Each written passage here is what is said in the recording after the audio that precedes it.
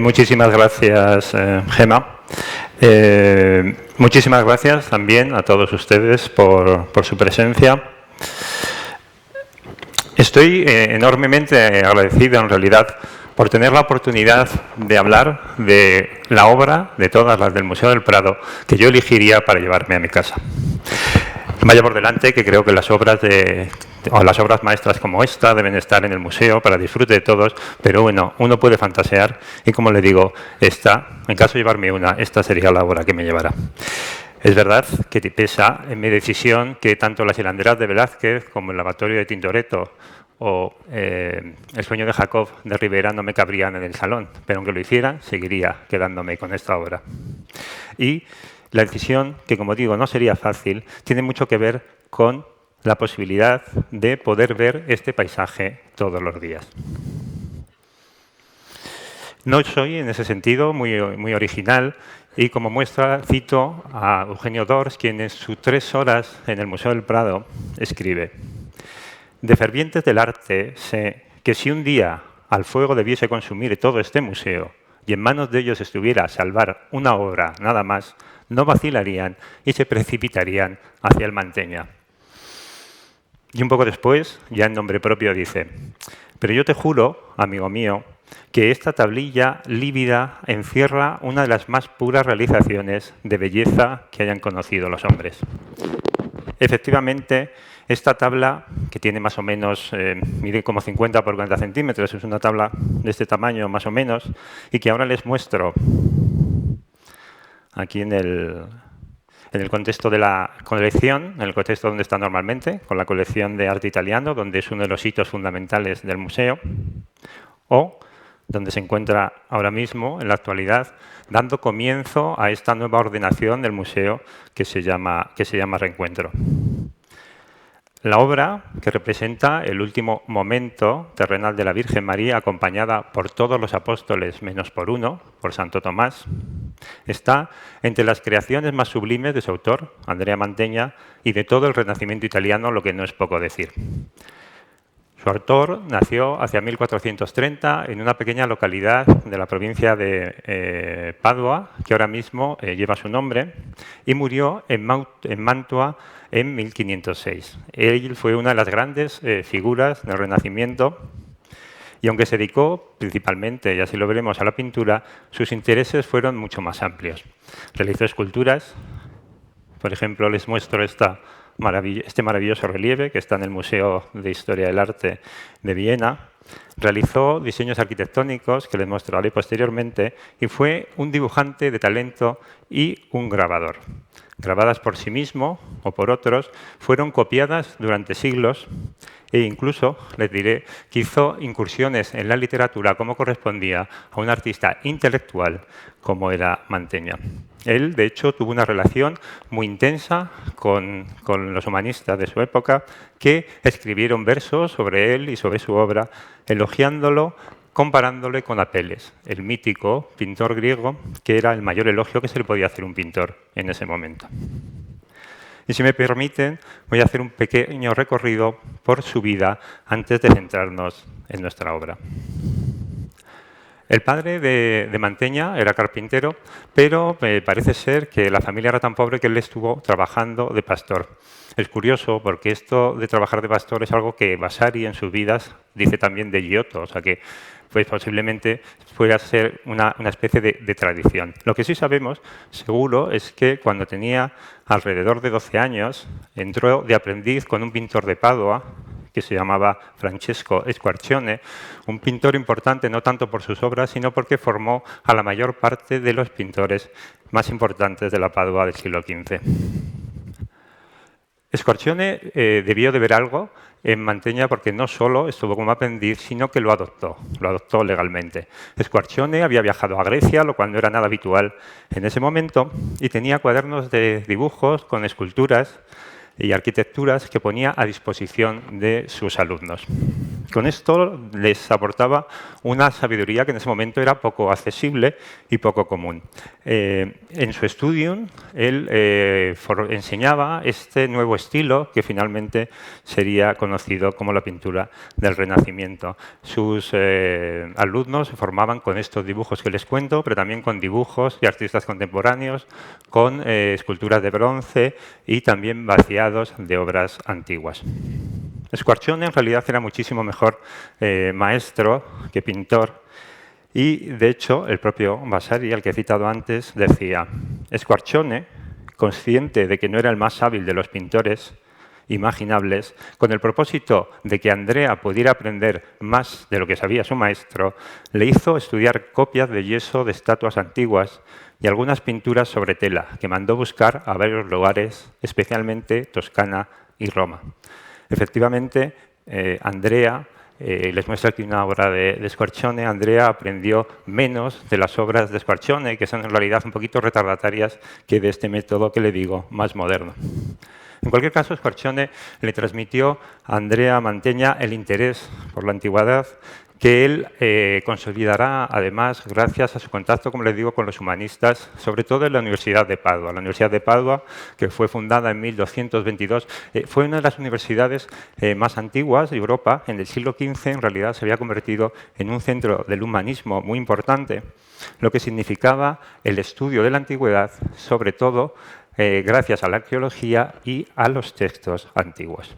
De hecho, Mantegna domina el latín desde muy joven y es uno de los pocos artistas, uno de los artistas que de mejor manera conoce el latín y conoce la antigüedad clásica.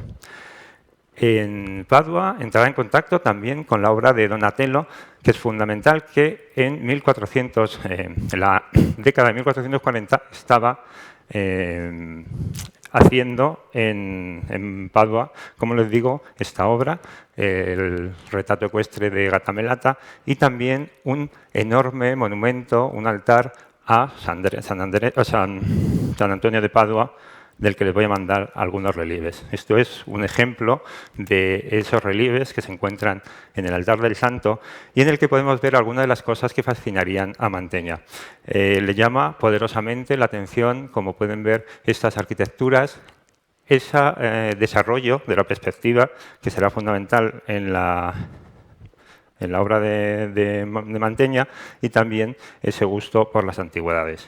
Les muestro aquí otro de los milagros de San Antonio, que también tiene ese enorme desarrollo en profundidad. El primer encargo importante que tiene Mantegna en su vida está en esta capilla que les muestro, que está en Mautua, la capilla Vetari, que comenzó con algunos de los discípulos de Squarcione, pero que al final terminó realizando él solo. La realizó entre 1448 y 1457, y esos frescos, que están en gran parte destruidos por una bomba aliada en 1944, si no lo hubieran sido, seguramente serían uno de los grandes conjuntos de pintura de todo el Renacimiento, que tendrían parangón con cualquiera de los que existen y podrían compararse perfectamente, por ejemplo, con la capilla Scrovegni de Giotto, que está, curiosamente, solo a 150 metros de este lugar. Esto que ven aquí es una reconstrucción, porque, como digo, está destruido y solo quedan algunas figuras. Ahora les voy a enseñar un poquito cómo algunos de los fragmentos que quedan de esta obra. Aquí también se ve ese interés de Mantegna por la antigüedad. En esta arquitectura ven este magnífico arco del triunfo, y aquí realiza también audaces perspectivas. Ven aquí otro ejemplo de lo que queda ahora mismo en la capilla. Mientras estaba realizando, en algún momento en el que estaba realizando esta obra, viajaría a Venecia, y allí en Venecia entraría en contacto con la familia Bellini. Se dice que fue discípulo, por lo menos que entró en contacto con Jacopo Bellini, el patriarca de esta familia, y esa relación, de hecho, culminará con la boda de Mantegna con Nicolosia, que es la hija de Jacopo Bellini. Aquí vemos en esta obra, que es una presentación en el templo, en el que tradicionalmente se considera que esta figura que tiene aquí es Nicolosia, la hija de Jacopo, la mujer de Andrea, y este es el propio Andrea en uno de los primeros autorretratos en un cuadro religioso de la época. Curiosamente, Giovanni Bellini, el hijo de Jacopo, unos años después realiza una obra muy parecida en la que también se piensa que esta sería Nicolosia, este sería Jacopo, la madre de Nicolosia y el propio Giovanni. La fama que dio la Capilla Vietari a Mantegna, que se convirtió ya en su momento en un lugar de peregrinación para los artistas, hizo que el abad de San Zenón le pidiera que realizara esta enorme pala de altar, que en realidad es la primera gran pala de altar que se realiza en estilo renacentista en el Véneto. A finales del mismo año, Ludovico Gonzaga, que es el segundo marqués de Mantua, que le vemos aquí en un retrato que le hace Mantegna en los frescos de la famosa Cámara de los Esposos, en el Palacio Ducal, llama a la corte de Mantua a Mantegna. Mantegna, que estaba, como digo, pintando en Padua, se hace rogar bastante, y Ludovico estuvo 3 años detrás de Mantegna para que fuera a ser su pintor de corte. Para convencerle, para atraerle, le asignó un generoso salario anual, le dio también, y así lo escribe, trigo, le dio también leña, le dio casa y le nombró gentilhombre de su casa. Cuando Mantegna se estableció finalmente en Mantua, se construyó una casa, se construyó esta casa maravillosa que es un prodigio de simplicidad geométrica. Ven que está dentro de un edificio absolutamente cuadrado, este patio maravilloso, este patio circular que, como digo, tiene mucho que ver con esa búsqueda de la pureza geométrica que es un rasgo principal de la arquitectura del Renacimiento pleno.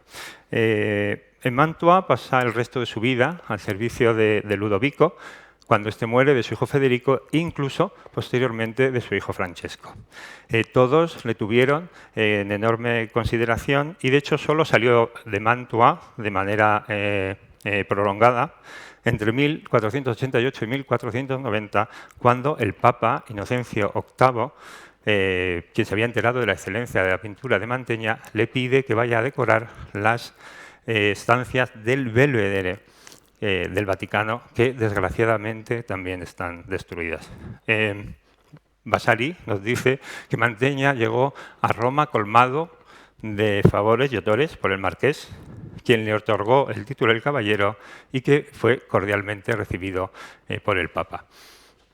Volvió a Mantua y siguió viviendo hasta 1517, es decir, a los 66 años de edad, una edad bastante alargada y que le permitió hacer una trayectoria muy amplia, y fue enterrado con todos los honores en una capilla en San Andrea, donde su tumba, como ven, mandó hacer este magnífico retrato y esta inscripción que está justo debajo, que les voy a traducir. Tú, que miras la efigie de bronce de Mantegna, sabes que era igual a Peles si no lo superaba.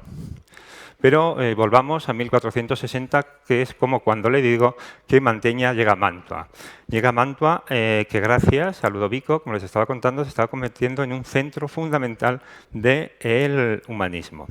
Allí se encuentra con una corte que fomenta los estudios de arqueología, los estudios, como les he dicho, de los textos antiguos, que tiene un escritorium para copiar esos textos antiguos, porque evidentemente así es como se hacía cuando no existía la imprenta, y donde los nobles de otros lugares mandaban a sus hijos a formarse en la corte de Mantua. Ludovico es además un gran constructor y un gran restaurador de edificios. Aquí les muestro en la misma cámara picta este detalle en el que encontramos a León Battista Alberti con Mantegna, porque el duque Ludovico consigue que Alberti, uno de los principales arquitectos y teóricos del arte renacentista, llegue a Mantua y trabaje para él.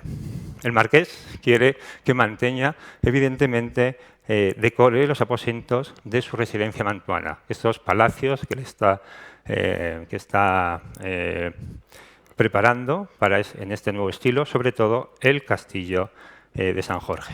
Y curiosamente, una de las primeras obras que hace Manteña cuando llega es nuestra obra, este Tránsito de la Virgen, que estaba destinado a una capilla privada que Ludovico edificó durante la década de 1460 en el castillo de San Jorge. Este es el castillo de San Jorge, una fortaleza que se hizo en 1400 por Bartolino de Navara y que evidentemente pues, no cumplía las expectativas de un noble renacentista como era Ludovico. La capilla se hizo también siguiendo las propias especificaciones de Manteña, pero como Manteña seguía todavía en Padua, hubo otro maestro de obra, que era arquitecto de corte, Luca Fancelli, el que realizó esta capilla. En 1459 el marqués no hacía más que urgir a Manteña para que viniera a Mantua a revisar la capilla que estaba haciendo, como digo, según sus especificaciones. El propio marqués escribe fatta al vostro modo, le escribe.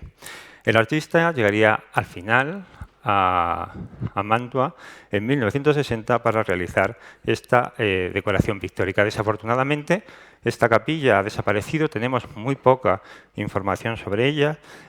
Incluso la decoración que Manteña realizó, pues también solo tenemos especulaciones. Sabemos que se encontraba junto a las piezas de recibir del castillo, sabemos también que era muy pequeña, evidentemente, como correspondía a un oratorio privado y bueno, pues hay historiadores que dicen que se parecería a esta otra capilla que les muestro aquí, la Capilla del Perdón del Palacio Ducal de Urbino. Como ven, esta capilla tiene aquí, en esta parte final, un pequeño altarcito que está en forma de hornacina y bueno, pues es una capilla íntima de gran riqueza que fue citada ya muy temprano, en 1492, por Francesco Gonzaga como uno de los grandes logros de Manteña. Vasari, que visitó también Mantua en dos ocasiones, en 1545 y en 1566, decía simplemente que en la capilla había una pieza de altar pintada con figuras muy pequeñas pero muy bellas y que pueden, pues evidentemente, coincidir con nuestra obra, pero también con unas obras que hay en los Uffizi de las que hablaremos a continuación. Desdichadamente, la capilla desapareció cuando el duque Guglielmo Gonzaga hizo una nueva capilla al castillo y entonces el retablo seguramente pues, fue desmantelado y dispersado.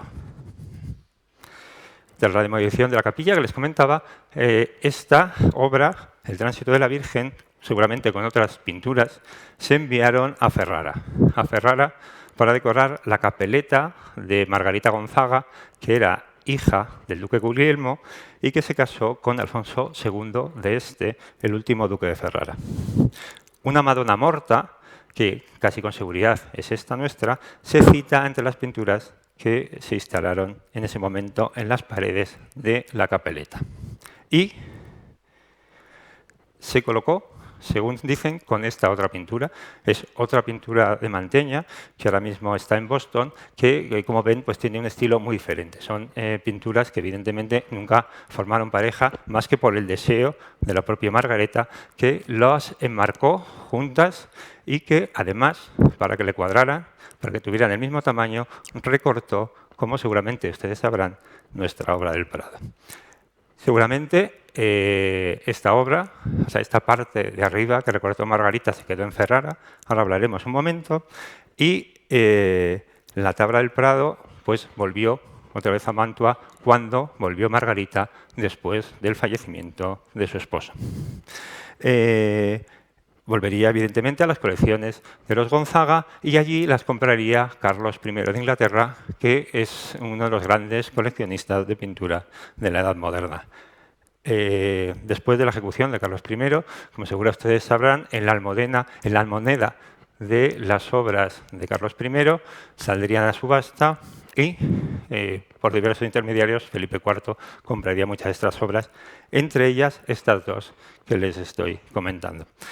El tránsito, finalmente, ingresará en el Prado, procedente de las colecciones reales, en 1828, ya solo porque la pieza, que como les digo, está en Boston, es posible que saliera, casi seguramente salió, con las tropas napoleónicas.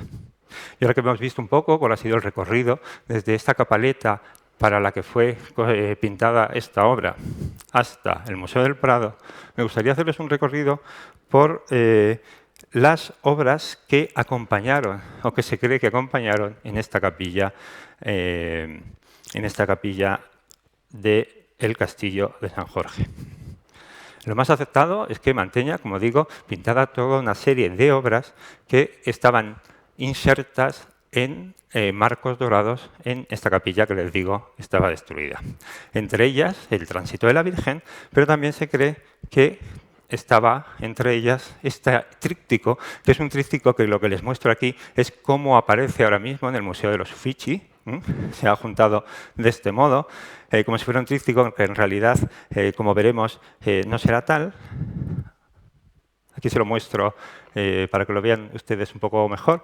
Vemos que son tres pinturas. La de en medio es una adoración de los magos, que si ven un poco está curvada, seguramente, luego lo veremos, pues que puede que fuera la que estuviera en esa especie de posible hornacina, y estas dos pinturas más estrechas, que es una ascensión, como ven, y una presentación del templo. Bueno, podemos ver que existen ciertas concomitancias en estas obras que concuerdan el tamaño de las figuras, por ejemplo, y que también concuerda lo que es el tamaño de las obras. Es verdad que para que concuerde la nuestra le tenemos que sumar la parte que nos falta. Aquí lo ven que con esta reconstrucción nos encontramos que los tamaños son muy parecidos. Vamos a detenernos un momentito en este fragmento que, como les he dicho, fue cortado en Ferrara, y en Ferrara continúa. Y fue Roberto Longhi que en 1926 descubrió esta obra que en este momento estaba atribuida a Vittore Carpaccio, y en 1934 decidió que podía ser la parte de arriba del cuadro del Museo del Prado. Vemos que está en peor estado de conservación, y vemos que lo que aparece es Cristo sentado en esta mandorla de nubes, en donde le acompañan estos querubines pintados de rojo, y el alma de la Virgen, que aparece aquí como una especie de esculturita, de muñeca, orando. Como podrán ver, existen dos arcos que se ven sobre todo, este arco de aquí y este arco de aquí, que coinciden con los arcos de nuestra obra. Pero sobre todo lo que hace este fragmento es completar el significado de la obra del Prado, que evidentemente es esa dormición de la Virgen y esa subida del alma de la Virgen al cielo. Pero todavía hay más. Les presento este descenso de Cristo al limbo, que curiosamente también ha resultado ser la parte de abajo de una obra más amplia. Se lo enseño aquí.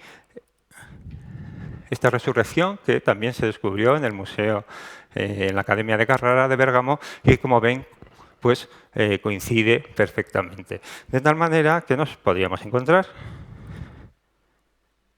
con esto, 5 tablas de más o menos un tamaño parecido, que además concuerdan un poco en las medidas de soporte, en el tamaño de las figuras y en su estilo.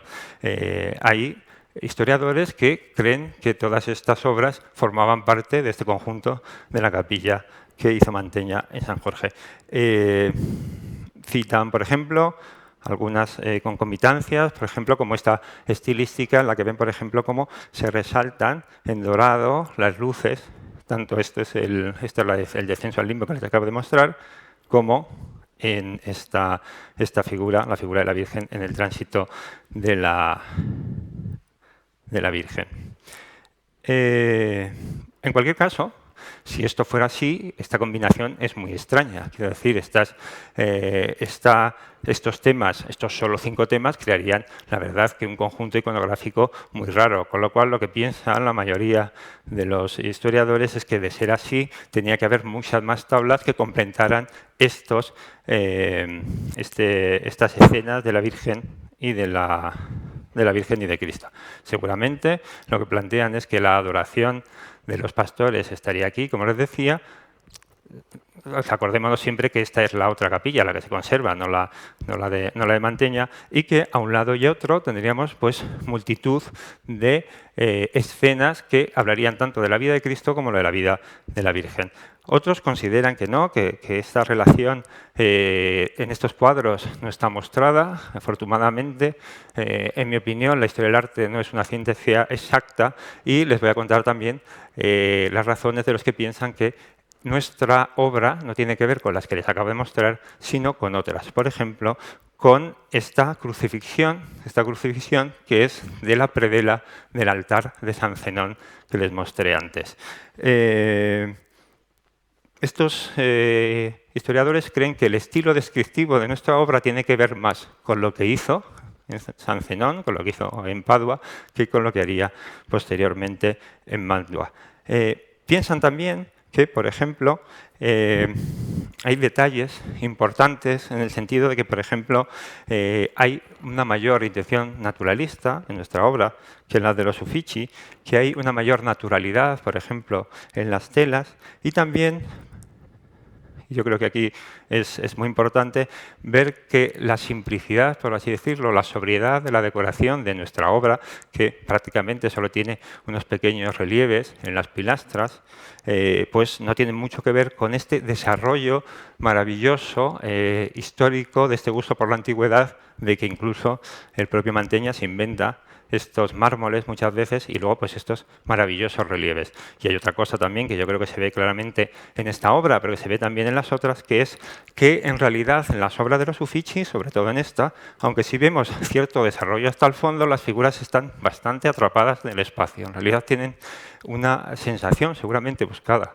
por el propio artista, más de grabado, más de relieve, que de un espacio real hacia atrás. Y esto, curiosamente, se ve incluso, si vemos un poquito todas las obras, todos los personajes están bastante, como les digo, apretujados en la parte delantera, y, como digo, se ve incluso en una obra que en teoría tiene un desarrollo de paisaje hacia la parte posterior.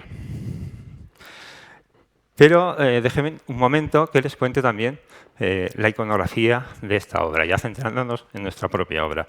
El tema de la obra es, como les digo, la dormición, el tránsito de la Virgen, un tema muy querido por la Iglesia de Oriente, y se conecta con una tradición bizantina de la representación de este tránsito de la Virgen. Les resumo un poco la historia. La historia es una historia que no aparece en el Nuevo Testamento, no aparece tampoco en los Hechos de los Apóstoles, porque la última parte de la vida de la Virgen no aparece. Entonces los artistas tienen que, para poder contar esta historia, lo que tienen que hacer es acudir a otros textos. Estos textos son los Evangelios apócrifos y también la leyenda dorada de Jacopo de la Vorágine, que en el siglo XIII hace una recopilación de las historias de los santos, también de las historias de la Virgen. Y les cuento un poco, porque gracias a ellos podemos seguir toda esta historia, que es una historia bastante compleja, que, como pasa muchas veces con la historia de los santos, y aparece también muchas veces en la propia mitología, pues a veces dan versiones distintas, caminos contrapuestos que se contradicen. Pero se lo resumo, si me permite. La Virgen, cansada ya de su devenir por la tierra, se muestra dispuesta ya a subir, a reunirse con su hijo. Un arcángel, baja y le anuncia que sí, que efectivamente sus ruegos han sido escuchados y que va a ser pronta su partida hacia el cielo. Vemos aquí, esto es una obra de Ducho. En general, las obras que cuentan artísticamente toda esta historia son bastante tempranas y esto está en la catedral de Siena. Como vemos, es una representación que se puede confundir perfectamente con la representación de la Anunciación. Esta es la representación de la Anunciación de esta misma pala, de este mismo retablo que hace el propio Ducho. Y la diferencia, las dos diferencias fundamentales son los elementos que acompañan, el lirio, por ejemplo, que muestra pureza, que aquí, en el caso del anuncio de la muerte de María, lo que tiene es una palma del martirio. Una palma del martirio que el ángel le dice que tiene que ir delante de su féretro cuando sea su entierro y que la tiene que llevar San Juan, además. Y, sobre todo, evidentemente, la diferencia de edades entre una y otra. Es muy curioso porque los apócrifos, en este sentido, son bastante detallados y nos cuentan que la Virgen, la Anunciación, fue cuando la Virgen tenía 14 años, que Cristo nació cuando tenía 15, si a esto le sumamos los 33 de la vida de Cristo y los 24 que dicen los apócrifos que vivió la Virgen después de Cristo, pues tenemos que aquí, en este episodio y en la muerte de la Virgen tenía 72 años. María le pide al ángel que, por favor, quiere despedirse de los apóstoles. Y entonces, bueno, pues el Espíritu Santo organiza este viaje, por así decirlo. Y dice que el primero que viene es San Juan, y San Juan al que la Virgen le da la palma. Y luego van llegando todos. Entonces, el Espíritu Santo, les leo, dice: venid todos en alas de las nubes desde los confines de la tierra y reuniros en la santa ciudad de Belén para asistir a la madre de nuestro Señor Jesucristo. Y además cuenta de dónde vienen cada uno de los apóstoles. Por ejemplo, Pedro viene desde Roma, evidentemente, Pablo desde Tiberia, Santiago viene desde Jerusalén, pero curiosamente Andrés, Felipe, Lucas, Simón y Tadeo estaban muertos. Y el Espíritu Santo los levanta de sus tumbas, les avisa: esto no es el juicio final todavía, solo vais a despediros de la Virgen, y posteriormente vuelven otra vez a su sepulcro. Es muy curioso porque, como les digo, ya se comentaba al principio, Santo Tomás no está en este episodio. El Espíritu Santo sí consigue traer a estos apóstoles de la muerte, pero, sin embargo, a Santo Tomás, que estaba en la India, pues llega tarde. Él estaba especializado, por lo que se ve, en llegar tarde. Les muestro cómo llegan los apóstoles a la Virgen. Normalmente esto, como les digo, es unas representaciones sobre todo medievales. Ven aquí los apóstoles que en estas nubes, esto es la magnífica portada de Santa María de los Reyes de la Guardia, que todavía tiene la procromía. Otro ejemplo, esto es la puerta preciosa de la Catedral de Pamplona, donde ven aquí pues los apóstoles tranquilamente viajando en estas nubes para ver a la Virgen. Les muestro aquí una representación más moderna, esta de Filippino Lippi, en donde vemos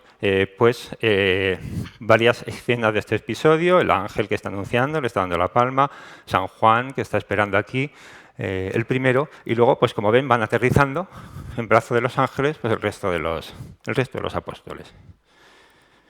Esto es una representación de Ducho también, en donde vemos que primero está Juan y luego los apóstoles, y en ocasiones este ciclo se continúa, curiosamente, con esta representación. Es una representación muy poco común, una comisión muy rara, que es la última comunión de la Virgen, que está dada por San Juan. San Juan, miren, vemos aquí su símbolo, está dando la comunión a la Virgen, y es algo que el Concilio de Trento, la Contrarreforma, pues le dio cierto impulso, porque querían, evidentemente, dar importancia a los sacramentos a los que Lutero estaba criticando. Esto, como ven, es del siglo XVII y es Alonso Cano. Y llegamos al momento narrado por nuestro cuadro, este último momento terrenal de la Virgen.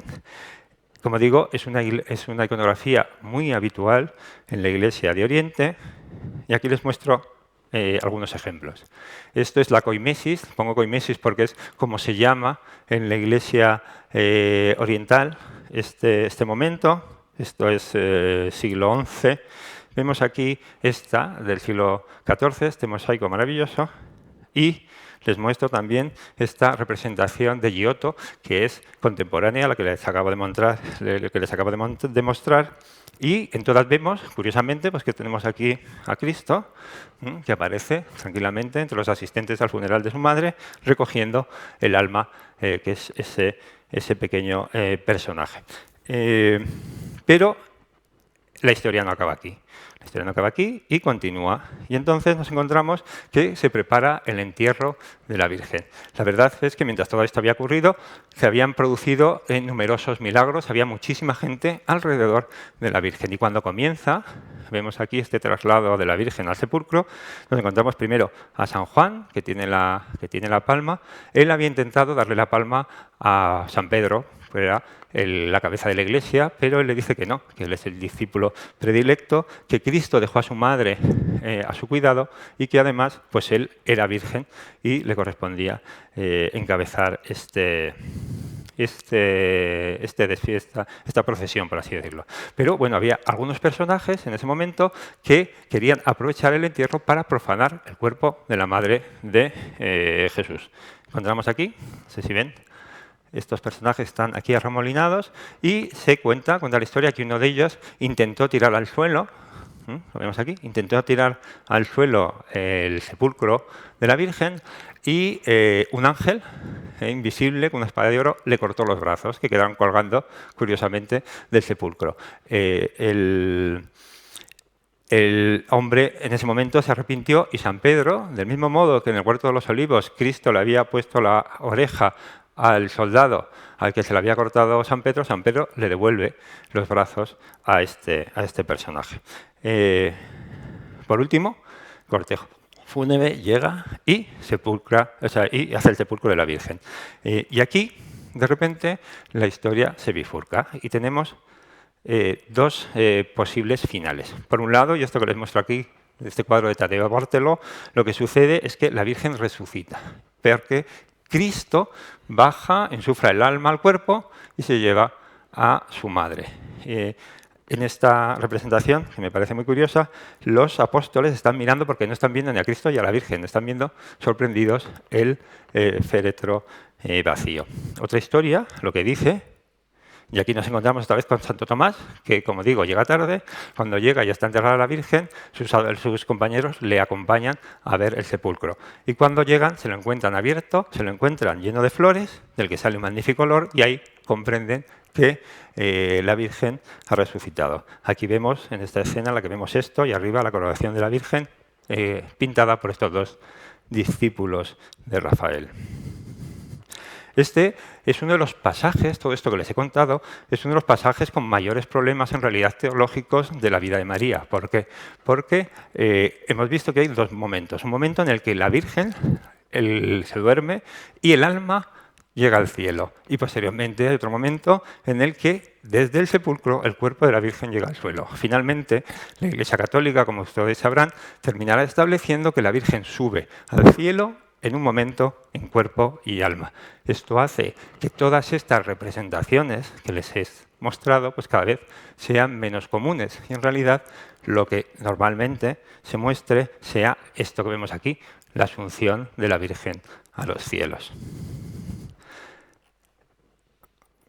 Por eso podemos decir que en realidad la representación que nos encontramos aquí es una representación que, como digo, tiene que ver todavía con estas tradiciones más orientales. Sin embargo, la representación artística, sus influencias son claramente modernas, occidentales y renacentistas.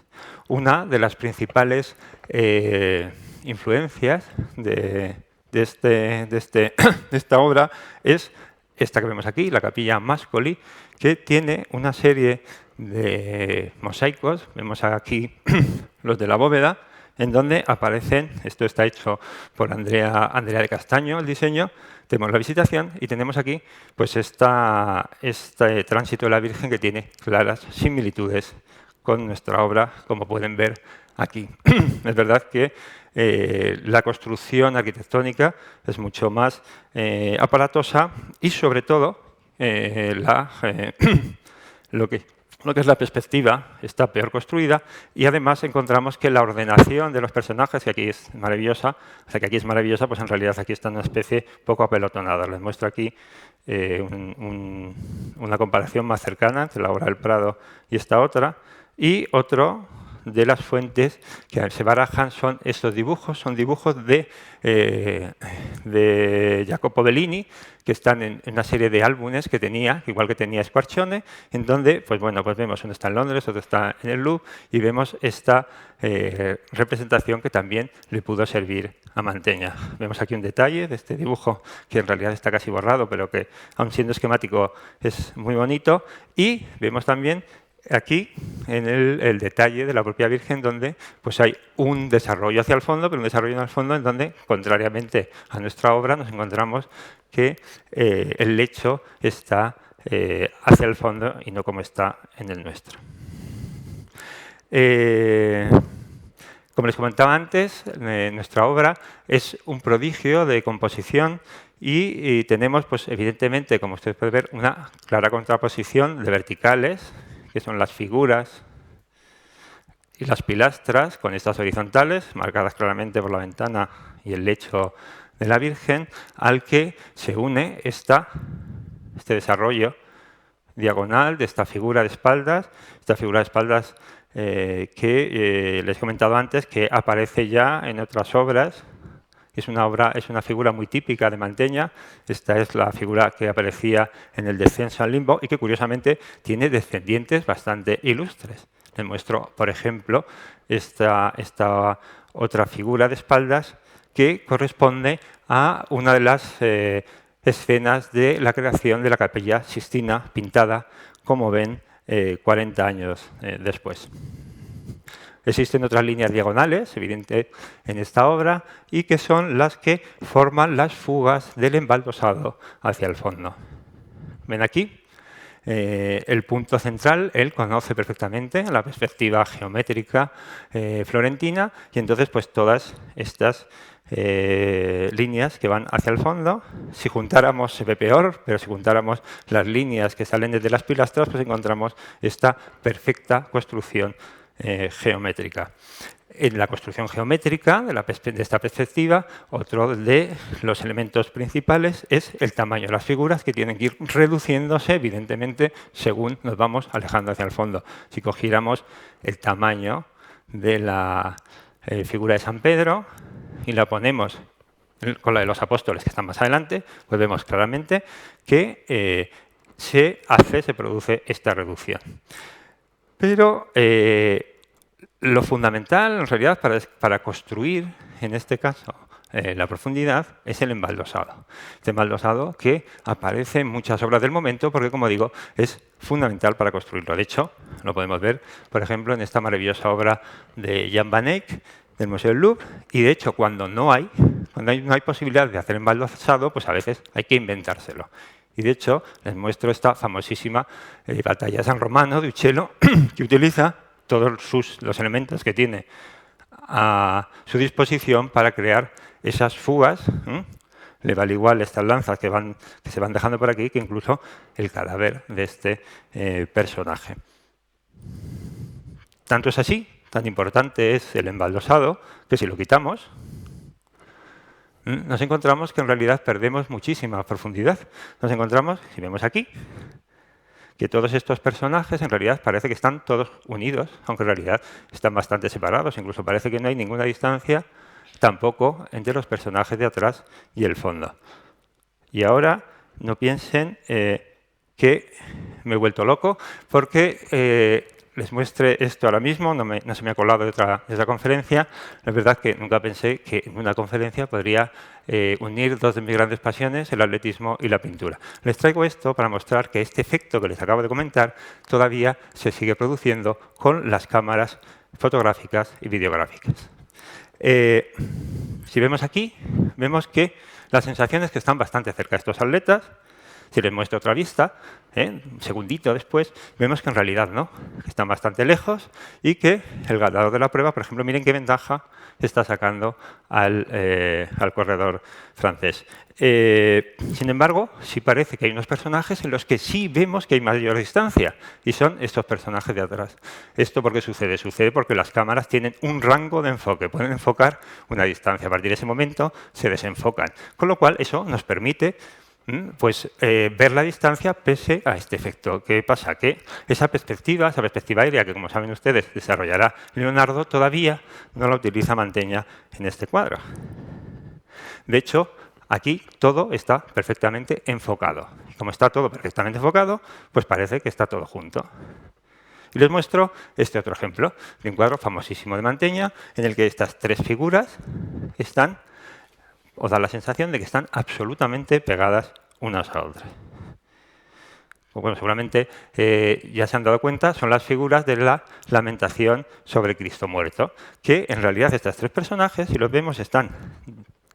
El espacio que tienen es el espacio de toda esta losa, que evidentemente pues es, pongamos, que 2 metros. Sin embargo, parece que están juntas por este efecto que les digo. Y además, en esta obra vemos claramente en este alarde de escorzo de Mantegna que están tan enfocados los pies de Cristo como su cabeza. Podemos ver perfectamente los pelos de su cabello o de su barba. Y por eso me gustaría dedicar un momentito a mostrarles cómo es el espacio que crea Mantegna. Y el espacio que crea Mantegna, si vemos un poco las baldosas que tenemos desde nuestro punto de vista, por así decirlo, hasta el lecho, ¿vale? Y hacemos un esquema, que ven ustedes aquí, bueno, pues podemos ver que bueno, pues sería una estructura de este tipo, ¿vale? Si a esto le ponemos lo que es el alzado del espacio, espero que Mantegna me perdone lo que le hemos hecho a sus figuras, vemos que esta es la distribución que tenemos, a no ser que miremos con mayor detenimiento. Y si miramos con mayor detenimiento, veremos que aparte de todas estas baldosas que hay aquí, tenemos baldosas aquí abajo, tenemos baldosas aquí, tenemos baldosas aquí. De tal manera que, por ejemplo, aquí si nos pudiéramos contar baldosas, encontraríamos bastante baldosas. Y me he permitido hacer esta reconstrucción y poner el embaldosado encima de la obra. Como ven, hay muchísimas más baldosas en la parte de atrás de las que había en la parte de adelante. De hecho, eso supone que en la planta y el alzado que les había contado, pues en realidad no es así. En realidad es así. Y entonces, si a esto además le sumamos la parte de arriba, nos encontramos que este es el espacio que está representando Mantegna, en el que encontramos además que la figura de Cristo está detrás del primer arco, pero delante del segundo, de tal manera que la mandorla está justo exactamente encima del lecho de su madre. Y si me permiten, les voy a contar un poquito más respecto a este tema de la perspectiva. Si vemos esta banda que les he hecho aquí, vemos perfectamente estos pies que están debajo del lecho de la Virgen. Si lo ampliamos, nos damos cuenta que San Pedro está perfectamente aquí con su alba, maravillosamente, pero sin embargo, si cogemos a este personaje y vemos sus pies, esto no concuerda. De hecho, si lo hiciéramos bien, en realidad los pies estarían aquí y no se verían. Imagínense que sería algo parecido a esto.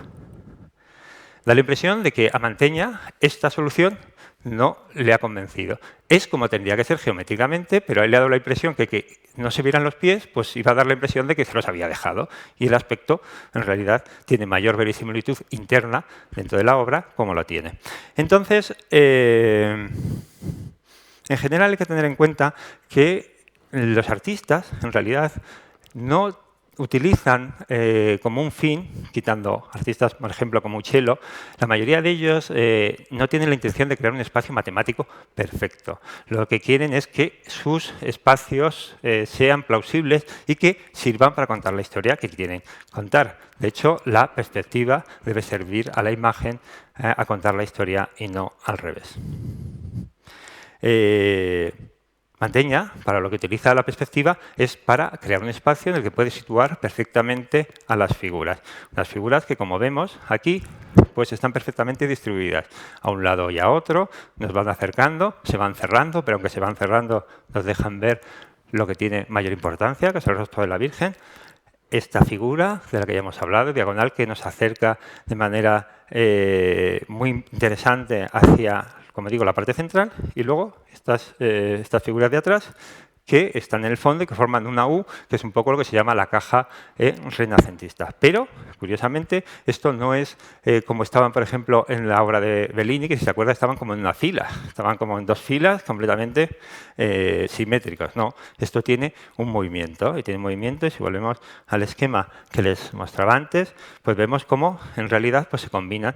Aquí hay 3, aquí hay 2, la parte de atrás en realidad no es una recta, sino que le da, como les digo, una distribución dinámica. Y esta composición, que es una composición claramente estatuaria, como les decía, a Mantegna le interesaba mucho la estatuaria clásica, en realidad tiene un movimiento, por ejemplo, claro, en el personaje que está incenciando, que incluso parece que el manto se le ha caído un poco al agacharse, y tiene otro movimiento, que es el movimiento de las esculturas clásicas. El movimiento de las esculturas clásicas, que es el que hace, en la época clásica del arte griego y romano, dar movimiento a las esculturas, que ya no están de pie firme, ni siquiera están solo adelantando un pie, sino que ya muestran lo que se llama, y ustedes conocerán perfectamente, es el contrapuesto. Si comparamos aquí con este diadumeno del Museo del Prado, vemos cómo en la figura, esta maravillosa figura de San Juan, encontramos que San Juan levanta un poco el pie, dobla la rodilla y entonces da movimiento a esta estatua. Pero también tenemos mayor variedad en el sentido de la variedad de las posturas y la variedad de las cosas que hacen cada uno de los personajes. Como se suele decir tradicionalmente, aquí todos tienen vela en este entierro, lo cual pues tiene mucho sentido. Entonces nos encontramos San Juan, que lleva la palma, el personaje que está incenciando, tenemos a San Pedro, que como cabeza de la iglesia, como ven, pues está dando las oraciones, y tenemos aquí también pues, otro personaje que tiene el agua bendita y que está bendiciendo. Tenemos también a estos personajes que, como ven, están sosteniendo las velas, pero hay más, están cantando. Y, si la tecnología me permite, les voy a mostrar cuál es la banda sonora que tiene este cuadro.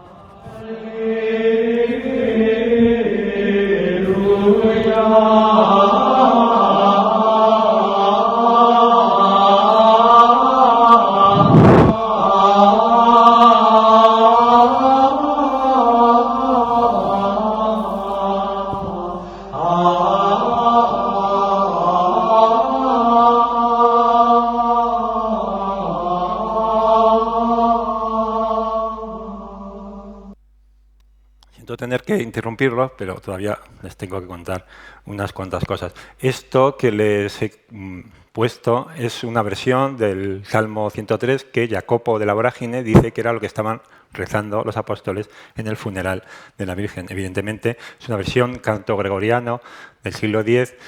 No sabemos cómo sonaba esto en arameo en el siglo I. Después de Cristo. Pero sí sabemos que era un canto que hablaba de la salida de los israelitas de Egipto y que era un canto que muchas fuentes dicen que era lo que cantaban las almas del purgatorio cuando pasaban al cielo. Y podemos insistir en la variedad de las posturas que les estaba comentando, pero también la variedad de los rostros.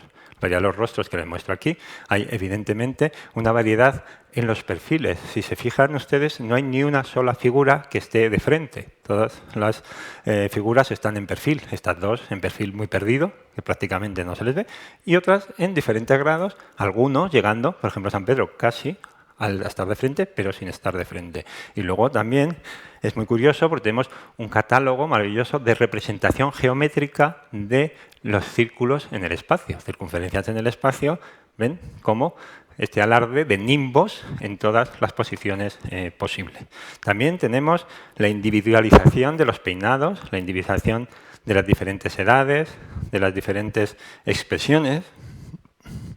Y vemos un gusto por la descripción minuciosa, que podemos ver tanto en este candelabro, por ejemplo, las gotas que aparecen aquí. Pensé que esto es muy pequeño, que este detalle que estoy ampliando es pequeñísimo. Entonces, ¿cómo son esas gotas de cera de de la vela.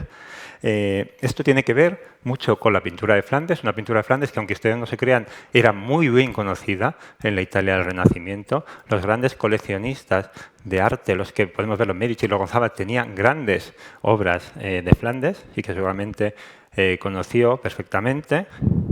Mantegna, vemos detalles maravillosos, ¿no? Como está la delicadeza, ¿no?, de los pies de las sandalias de San Juan. O este detalle en el que vemos pues, la capacidad perfeccionista de Mantegna.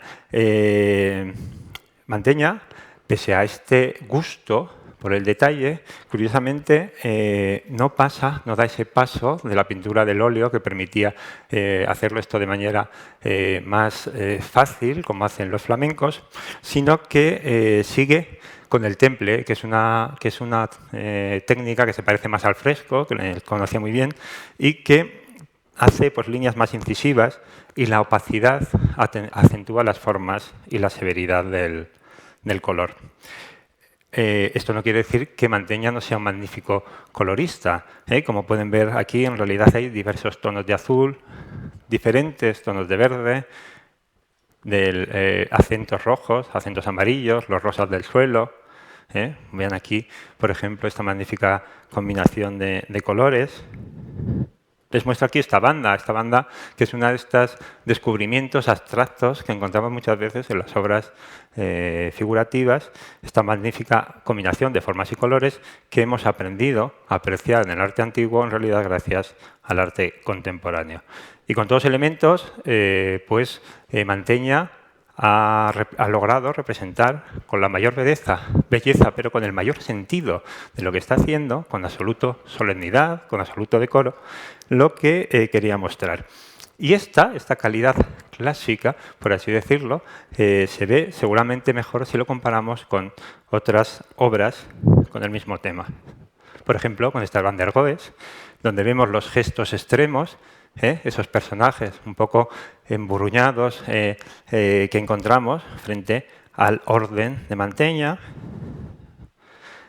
Lo mismo en esta obra del Museo del Prado, de Correa de Vivar, al que se junta además el patetismo, miren la diferencia, ¿no?, de la cara de una y otro, ¿no?, esa mayor serenidad, ese mayor clasicismo de Mantegna. Evidentemente, con esta obra conocidísima de Caravaggio, donde vemos la luz de Mantegna, que es una luz límpida, una luz cristalina, ¿ven? Prácticamente, ¿no?, estas pequeñas sombras frente a la luz dirigida, dramática de Caravaggio, y no digamos nada, ¿no?, del decoro de una obra y de otra.